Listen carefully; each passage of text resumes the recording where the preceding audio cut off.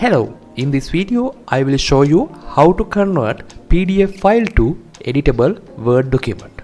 If you find this guide helpful, please subscribe and like the video. It really helps. Here is the PDF file I want to convert into the editable Word document. Now I open my web browser. I am using Chrome.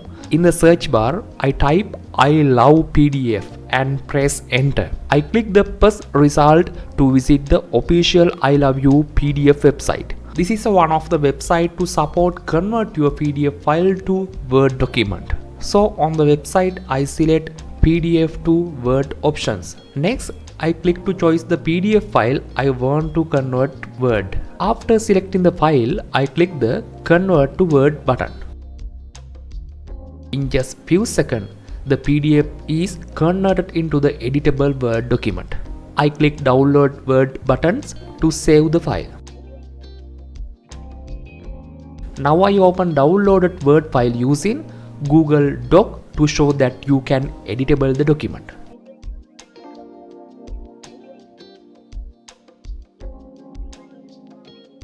And that's it.